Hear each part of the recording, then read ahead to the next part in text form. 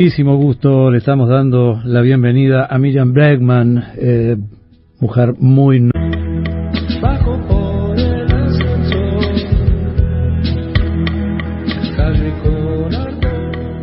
Bueno, con mucho gusto, muchísimo gusto, le estamos dando la bienvenida a Miriam Bregman, mujer muy notoria dentro de, bueno, muchas movidas argentinas, políticas, sociales, derechos humanos, qué sé yo, tanta cosa, muy notoria, referente ineludible, sin lugar a ningún tipo de dudas, muy presencias muy intensas, sobre todo en este periodo último, desde que asumió Milei.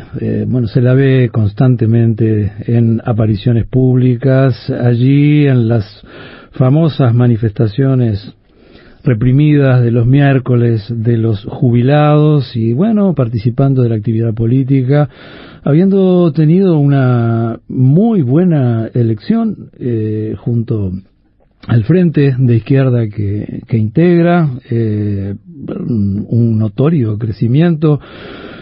Fue de lo más llamativo, ¿no? Sobre todo en la última elección, bueno, cierta cosa no esperada, de un resultado bastante negativo, por ejemplo, para Kicillof, también algo inesperado de acuerdo a la elección anterior, a esta última, por el lado de Milei, que ha vuelto a votar muy bien. Y, bueno, un poco la sorpresa, en este caso, también lo fue esta alta votación de la izquierda argentina. Bienvenida, Miriam, muchas gracias por estar ahí. Sabemos que andan, que no paran, que tienen una actividad descomunal. Es más, hace tiempo que te estamos siguiendo, no te podemos encontrar. Sí, pero bueno, pero se nos dio. Bueno, mira, la verdad es que sí, y desde que asumió Javier Milei hace 2 años el gobierno, nuestra actividad se ha incrementado porque nos dedicamos a defender trabajadores, defender causas sociales, el ambiente, derechos humanos, todo lo que está siendo atacado. Así que en el último tiempo nuestra actividad se ha incrementado aún más de lo que ya era. Pero bueno, hoy nos encontramos. ¿Cómo? Sí, no, fantástico. Siempre es bueno poder conversar con alguien tan importante hoy por hoy en el panorama argentino. Creo que esto te lo están reconociendo tirios y troyanos, es decir, estás ahí, ¿no? Estás en los primeros planos, es decir, no, incluso te atienden bien, bastante bien, los medios hegemónicos, es decir, que siempre están... Sí. En la campaña electoral nos dieron poco espacio los medios hegemónicos porque, bueno, evidentemente siempre tratan de mostrar que solo hay 2 alternativas y la izquierda no lo es, así que ahí, bueno, fue un poco más difícil. Pero lo que me llamó la atención, los últimos días hemos recibido visitas y entrevistas de muchos lugares del mundo, porque evidentemente que haya una izquierda que persiste, que ante el giro de la derecha, que arrasa con todo, la izquierda se mantenga o crezca en su representación en algunos distritos, se ha convertido en un fenómeno que llama la atención y que excede incluso nuestro propio país, o ustedes que son un país hermano, más cercano, ¿no? Bueno, ¿y cómo incide Miriam Bregman en este reconocimiento y en este crecimiento? Me parece que ha tenido mucho que ver. ¿Y cuál es el tema? Carisma, la identificación con todas estas causas, el estar en la calle, no solamente, en los grandes escenarios de la campaña. ¿Qué es lo que lo explica? Mira, yo creo que las personas tenemos que ver, pero en una partecita nada más, podemos tener más o menos llegada, pero yo creo que eso se construye con años de lucha, de peleas, de referencia, y fundamentalmente en esta elección tuvo mucho que ver el hecho de lo que ha venido pasando en la Argentina desde que asumió Javier Milei en diciembre del 23, que es una represión permanente, un ataque permanente a trabajadores y trabajadoras, a los hospitales públicos, a los jubilados y jubiladas, y a nosotras nos encontró en la calle. Y creo que ese reconocimiento llegó. incluso cuando fue una campaña sumamente extorsiva, ¿no? Porque de un lado Javier Milei decía, o Trump mismo decía, si no votan a Milei yo me retiro y estalla todo, y del otro lado Fuerza Patria, lo que es la referencia del peronismo mayoritaria, decía que votar a la izquierda era tirar el voto, que no servía. En la ciudad de Buenos Aires una campaña muy, muy agresiva hacia nosotros, y creo que se demuestra que, bueno, que cuando son muchos años de lucha, muchos años de pelea, de persistencia, hay un reconocimiento que excede la presencia que puedan tener, ¿no? Porque imagínate que la presencia que podemos tener en medios y en distintas formas de expresión, nosotros que somos una fuerza independiente, no es la misma de la que tienen otros, ¿no? O, qué sé yo, la derecha tiene decenas de canales, por ejemplo, Claro. medios de comunicación totalmente afiliados que ni siquiera necesita usar los medios públicos, y así las demás fuerzas tradicionales. Bueno, nosotros hicimos una campaña a pulmón mostrando solamente lo que habíamos hecho en 2 años. Te dio mucha popularidad, me parece a mí, aquel debate con todos los candidatos, Massa, Milei, ¿no? La elección anterior. Sí. Tuviste un desempeño cara a cara con cualquiera de los demás. Creo que la gente que no te tenía descubrió que había algo muy fuerte ahí. La frescura con que te presentaste, lo dura que fuiste además en tus apreciaciones, y aquella frase del gatito mimoso, ¿no? Me parece que hay en ese debate y con respuestas como esta y enfoques como este, hay un salto, me parece, ¿no? En tu presencia un poco más masiva a nivel político, ¿no? ¿Puede ser? Bueno, sí, agradezco tus palabras. Y creo que lo que hubo, sí, mucha gente que no me conocía, me reconoció a partir de ese hecho, pero yo miro el debate y la verdad que te da un poco de bronca, ¿no? Porque tantas cosas se podrían haber dicho ahí, se podrían haber advertido, y quedé un poco sola. Fui la única que hablé del negacionismo de Javier Milei, que recordé los 30.000 detenidos desaparecidos. Fui la única que dije que Javier Milei venía a hacer una reforma laboral que no iba a dar derechos a los que hoy no los tienen. La verdad es que esos espacios, que son pocos, de paridad entre candidatos, de igualdad entre candidatos y candidatas para debatir, deberían aprovecharse más. Todo el mundo se lo tomó como, bueno, es Milei, como un fenómeno que iba a ser algo menor, que no sé, como que nadie se daba cuenta que estábamos ante algo nuevo, totalmente agresivo, el machista, discriminador, y además que venía a realizar un fuerte ajuste. Y se regía mucho por aquellos tiempos, aunque no son tan lejanos, una frase en la Argentina que era bastante transversal, que recorría las fuerzas políticas, decían: algún ajuste hay que hacer. Entonces Milei era un grado más de ajuste. Bueno, no es un grado más de ajuste, es una destrucción total, y por eso nosotras lo enfrentamos siempre. Incluso ya cuando se presentó como candidato a diputado, yo tuve un debate con él, me negué a darle la mano y me decían: ¿cómo no le diste la mano? Y yo pregunto: ¿por qué le tengo que dar la mano a alguien que me dice zurda vas a correr, que con nosotros la van a pasar mal? Bueno, es evidente que es un fenómeno que dejaron construir y hoy lo padece todo el pueblo. Incluso se habla de que lo ayudaron hasta a armar las listas electorales porque no llegaban ni a tener candidatos la primera vez que se presentó. Sí, no, pero digo, esa postura, pues decir, bueno, fui la única que, me parece que tuvo su sesgo positivo, ¿no? Un poco por lo que te decía antes, ¿no? Al ser la única, creo que también hiciste reflexionar mucho a mucha gente, porque eso sí lo miró absolutamente todo el mundo. Sí, fue tremendamente masivo. Más que el Mundial, ¿sabías? Tuvo una audiencia mayor que la del Mundial. Qué impresionante, ¿eh? Bueno, sí. Y de ahí un poco, ¿no? Esto que te planteaba, si fuiste la única, por algo se explica también el antes y el después, ¿no? En tu incursión en lo masivo.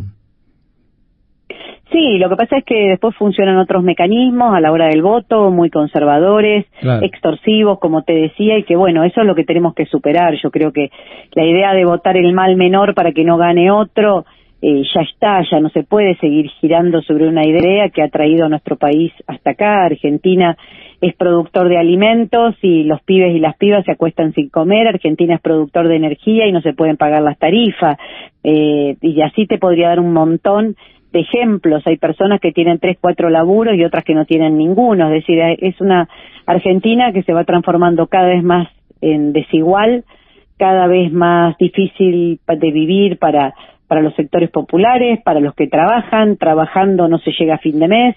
Entonces es un cambio muy grande el que está dando nuestro país y hubo respuestas muy tibias desde la dirigencia tradicional.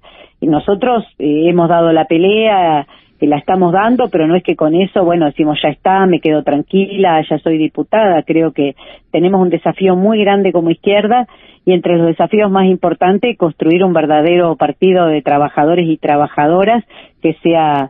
que incluya a la izquierda, pero que la exceda, ¿no? Que estén todos aquellos que vienen luchando contra el gobierno de Milei, que están en los sindicatos combativos, y referentes del movimiento feminista, que ven que la independencia política es algo importante y la base para construir algo nuevo, para que nunca más tengamos que ir detrás de la nariz de nadie, que nos diga que hay que esperar, que no es el momento, que si decís algo le haces el juego a la derecha, bueno, todo lo que nos ha traído hasta acá.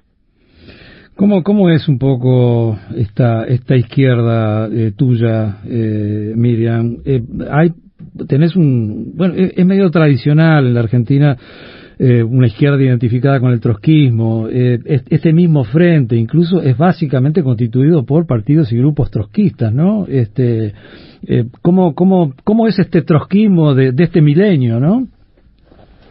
Sí, hoy los partidos mayoritarios de la Argentina nos agrupamos en el Frente de Izquierda y los 4 nos reivindicamos de la tradición marxista, socialista, leninista, trotskista y no lo ocultamos, lo decimos. Claro. Y explicamos nuestras ideas y explicamos que peleamos por el socialismo, que peleamos por un gobierno de trabajadores y trabajadoras, la única clase que nunca gobernó.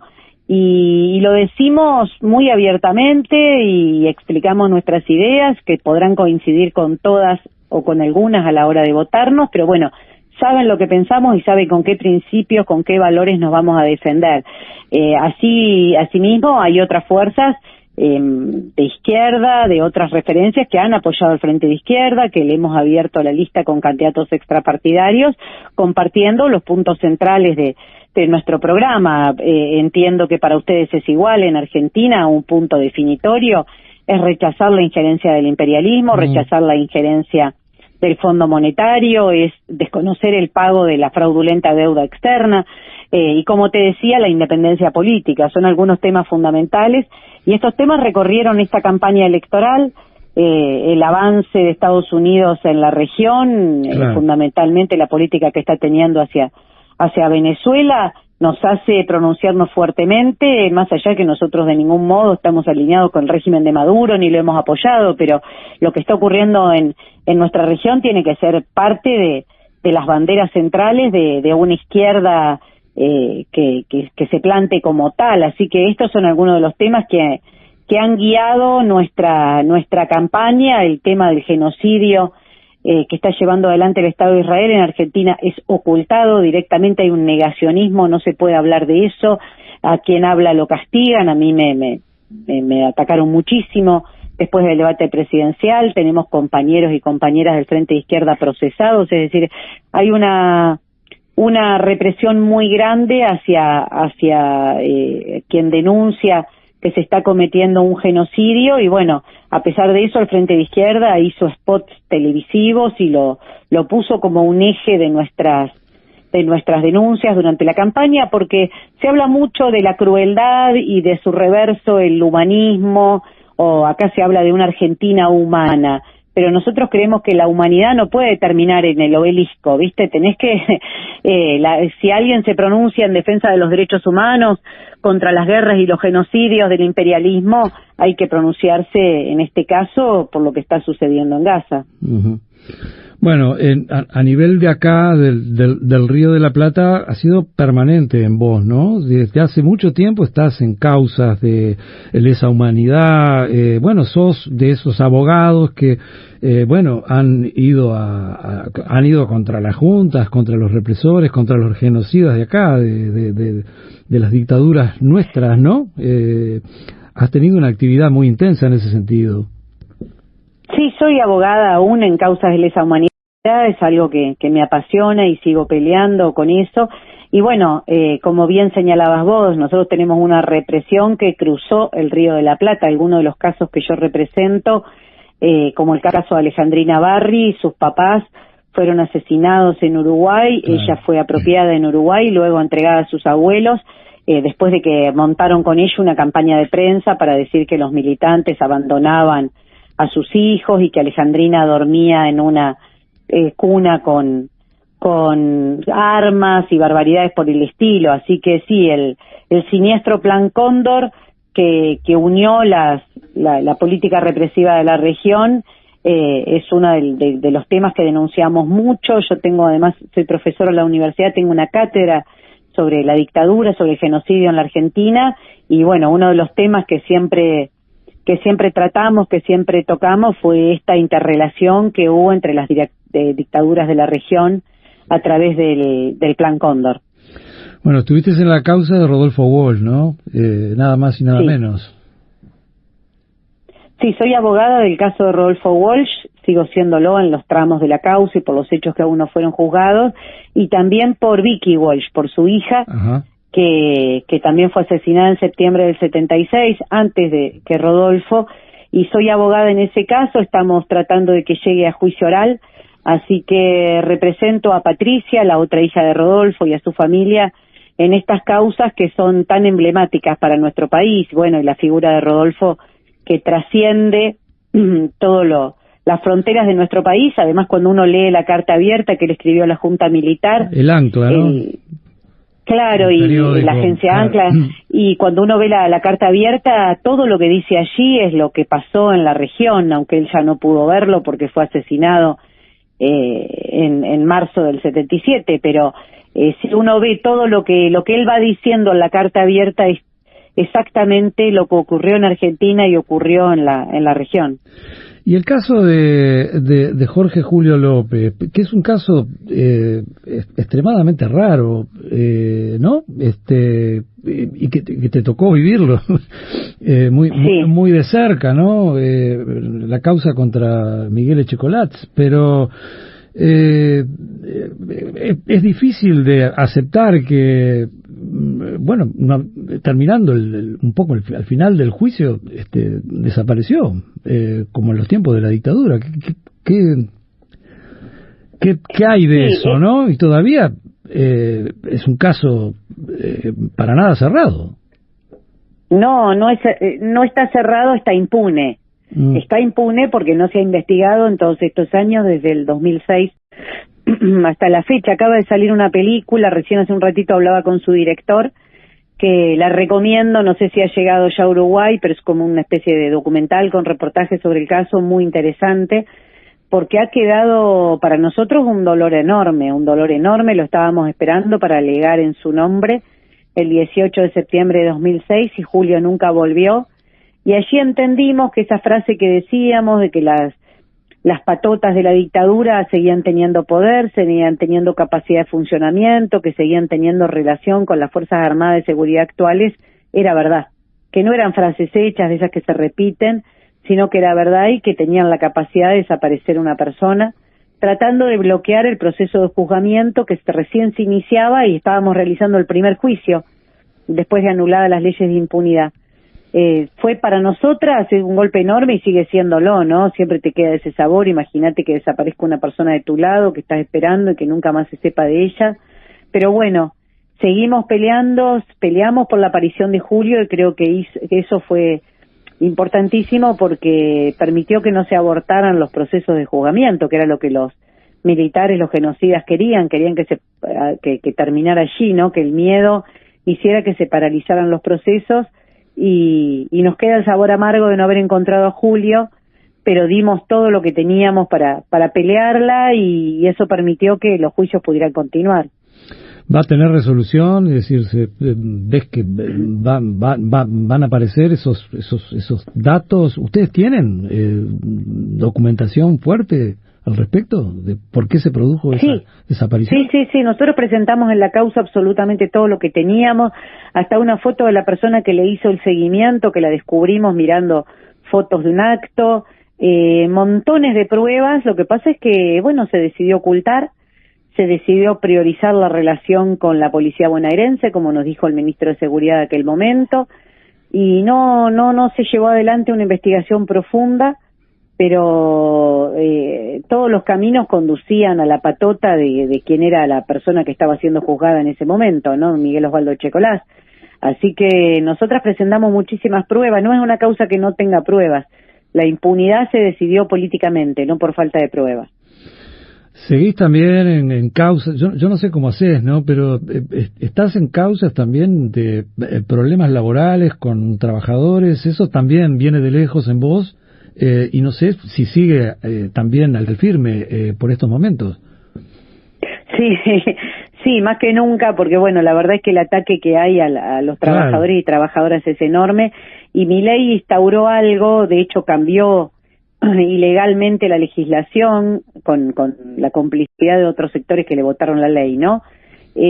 Para poder despedir a los activistas, nosotros habíamos conseguido una jurisprudencia en un caso que llevamos con mis compañeros del Centro Profesionales por los Derechos Humanos, donde logramos que las personas que eran despedidas de su empleo en forma discriminatoria, ya sea por una discriminación gremial, religiosa o la que fuese, si eran discriminadas, uno demostraba esa discriminación y tenían que volver a ser reinstalado en su puesto de trabajo. Es decir, algo muy progresivo que sentó jurisprudencia y que rigió por varios años en la Argentina. Bueno, apenas asumió Javier Milei, un gobierno directo de las grandes patronales, sacó un artículo en una ley más extensa en el que dice que si a una persona la despiden discriminatoriamente, solo le corresponde reclamar una indemnización agravada y no la reinstalación. Fíjate qué locura. Legislar qué cosa no te corresponde, o sea, algo totalmente ilegal, ilegítimo, inconstitucional.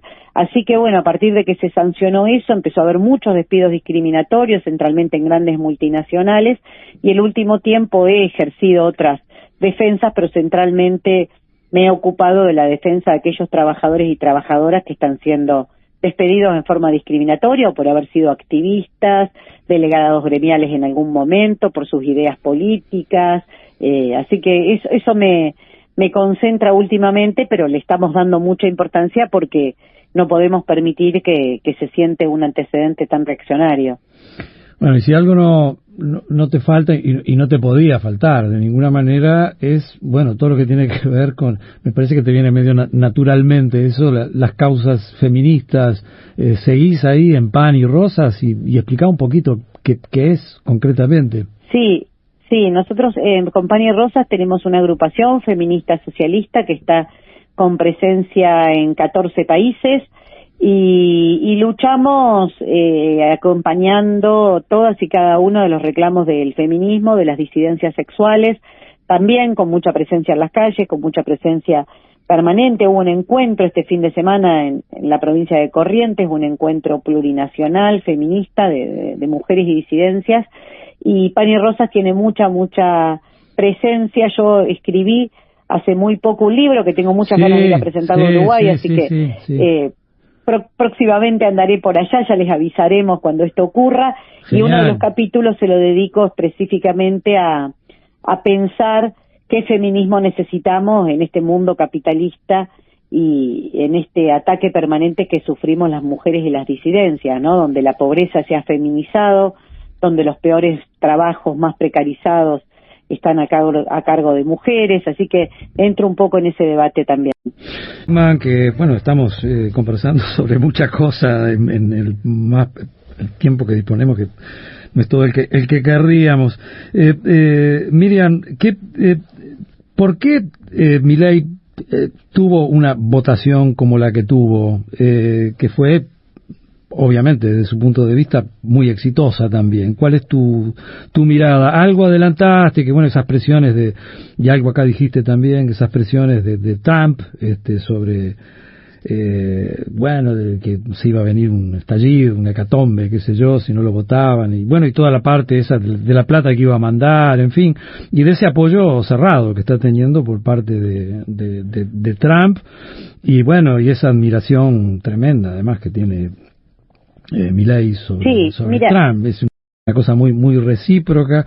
Estaba viendo que Bullrich ahora también empieza a aplicar medidas contra piensa plantear medidas contra los emigrantes o los inmigrantes, una cosa como una réplica de lo que pasa allá en el norte. Bueno, pero ¿por qué votó también? No, es que son muy poco originales, ¿no? Miran todo lo que hace Estados Unidos, lo replican, no tiene más originalidad que esa el gobierno de Javier Milei. Pero quiero aclararte algo que me parece que en Argentina al menos se evita mencionar para no hacerse cargo de la parte que le toca a la oposición. Javier Milei perdió 14 puntos de la última elección del 2023. Bien. No es que creció y que hizo una elección apabullante. Perdió 14 puntos del balotaje hasta ahora, es decir, es un gobierno que para nada está en ascenso y que si no llegaba el apoyo de Trump los últimos días, el gobierno estaba verdaderamente en crisis. Luego llegó ese apoyo, pudo sobrevivir y se generó esta situación extorsiva, terrible, donde, bueno, nadie quería, viste, que estallara todo y que no se sabía cuánto iba a valer el dólar al día siguiente y cuánto se iba a ir el valor de los medicamentos, de los alimentos. Fue una extorsión verdaderamente muy efectiva y del otro lado la oposición mayoritaria de Fuerza Patria no le oponía absolutamente nada.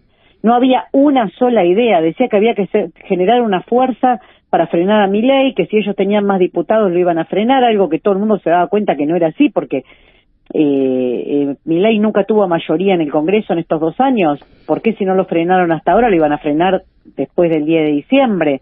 Bueno, la verdad que no tuvo enfrentamiento a ese nivel para mostrar que había otra cosa o que había otro programa alternativo. Entonces, en ese marco la extorsión funcionó. Bueno, voto esto no porque me guste, sino porque es lo que tengo para que no estalle todo. Me parece que fue un elemento importante, porque si vos mirabas los días previos, el gobierno venía muy, muy mal. Sobre todo lo que es en la región de la Ciudad de Buenos Aires, del Gran Buenos Aires, se veía un gran desprestigio del gobierno, con enormes movilizaciones, y bueno, no es que eso cambia de un día para otro. Es evidente que funcionaron los mecanismos que el propio gobierno instaló. ¿Cómo ves las fuerzas ahora, no? Y además en la cancha que te va a tocar jugar, ¿no? Que es ahí en el Congreso de vuelta. ¿Cómo ves esas fuerzas? Es decir, ¿va a tener algunas mayorías que no tuvo antes Milei? Sigue un equilibrio ahí muy para una pulseada muy fuerte. ¿Cómo estás viendo, digamos, lo que va a pasar a partir del 10 de diciembre, ¿no? Bueno, evidentemente el gobierno queda mejor parado que antes, que tenía una ínfima minoría, pero no quiere decir que tiene todo a favor, porque mira, el gobierno, las veces que tuvo que retroceder en medidas es porque hubo movilización en la calle. No fue porque se recontraplantaron los bloques opositores, sino más bien todo lo contrario. Se habló mucho, se hizo poco contra Milei. Por eso la izquierda cumplió un rol tan importante, ¿no? Y cada vez que la calle se manifestó, que hubo, o por lo menos la mayor parte de las veces, que las leyes se tiraron abajo, se logró hacer retroceder el gobierno, fue por la movilización y por el reclamo popular. Entonces creo que de nuevo hay que volver a apostar a eso. Si nos quedamos con que es un problema porque ahora tiene más diputados, mira, para resignarse ya hay un montón. Yo no voy a entrar en esa, y al revés, creo que hay que profundizar la organización y la lucha, porque lo que se demostró que el gobierno no es invencible, que cuando salimos a la calle tiene que retroceder.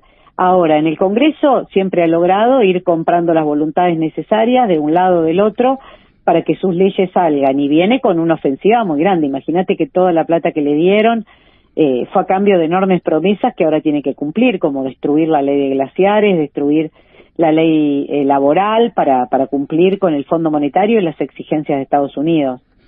Bueno, se vienen, digamos, unos años un tanto igual o más conflictivos que hasta ahora, ¿no? Desde que asumió Milei. Daría la sensación. Yo creo eso.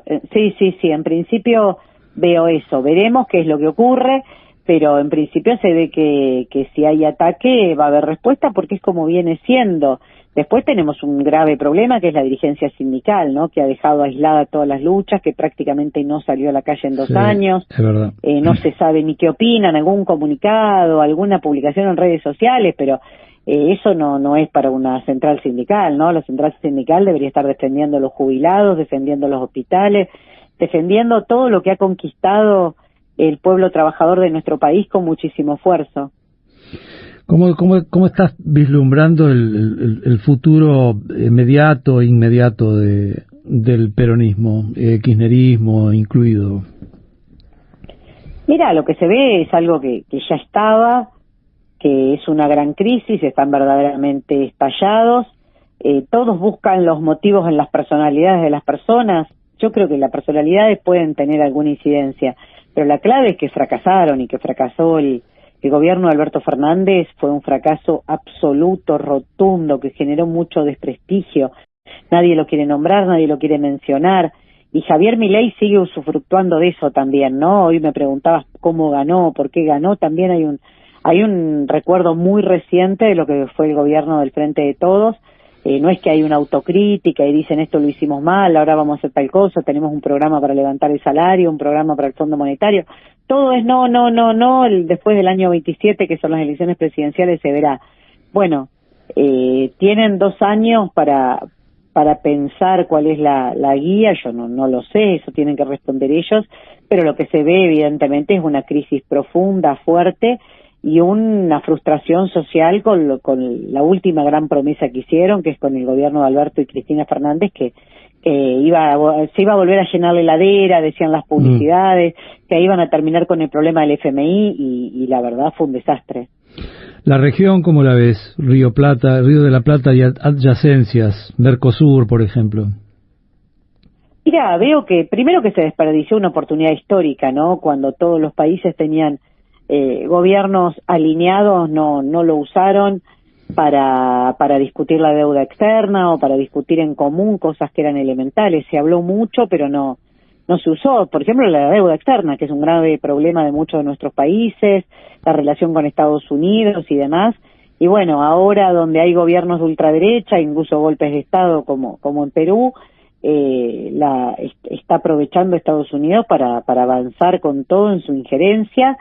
Y creo que es algo que nos tiene que preocupar colectivamente, que no es país por país, que nos tenemos que preocupar los pueblos de todos estos países, porque la verdad que la situación, la injerencia en los poderes judiciales, la injerencia a través de las trabas aduaneras, y el caso extremo es el de Venezuela, con un avance del militarismo y directamente poniendo buques de guerra en las costas del Mar Caribe. Bueno, aprovechemos los últimos minutos de esta charla fantástica. Dame un adelanto de tu libro, ya que estás anunciando una vuelta por acá para presentarlo en algún momento, y además sé que causó bastante revuelo, y además, bueno, te acompañó mucha gente. Creo que estás vendiendo, se está transformando en una especie de bestseller, pero bueno, adelantanos algo, ¿qué es lo que hay ahí? Mira, aparte de lo que ya cuando dijiste, lo presentamos, ¿no?, en la Feria del Libro, fue la actividad más convocante de toda la feria. De todas las actividades que se hicieron en la Feria del Libro, fue la más convocante. Así que algún interés por conocer las ideas de la izquierda demuestra. Y en el libro Zurda se llama, apelando a este agravio que nos dice siempre el presidente de la Nación. Consta es un libro contado fácilmente, las ideas de la izquierda, a partir de las experiencias militantes que he tenido en los últimos años, y centralmente habla de los 3 ejes que han sido, o algunos de los ejes que han sido mi militancia, que es el feminismo, las fábricas recuperadas, y allí hablo de todo lo que sería el mundo laboral, y la experiencia que tengo como abogada acompañando a las fábricas recuperadas por sus trabajadores y sus trabajadoras, fábricas que fueron abandonadas por los patrones y que se evitó el cierre, manteniendo los puestos de trabajo, y también todo lo que tiene que ver con derechos humanos, lo que vos mencionabas de las causas que he representado, la desaparición de Julio López y demás. Así que creo que es un libro ágil, que se lee rápido, pero que permite acercarse o empezar a acercarse a las ideas de la izquierda y a la experiencia que estamos haciendo en Argentina. Bueno, te seguiremos desde esas páginas para continuar un poco esta charla.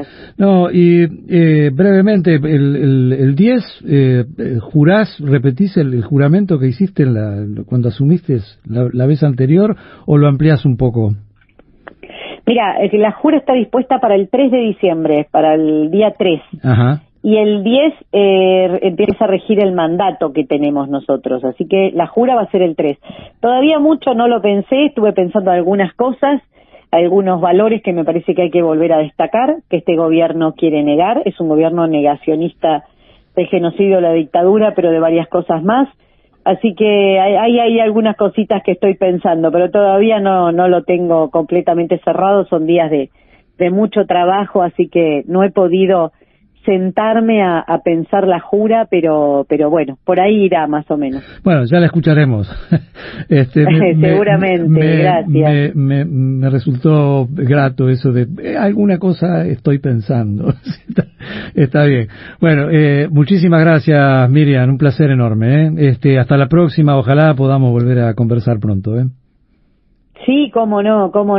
Muchas gracias a usted y gracias por darme este espacio. Un abrazo grande. Que pasen muy bien,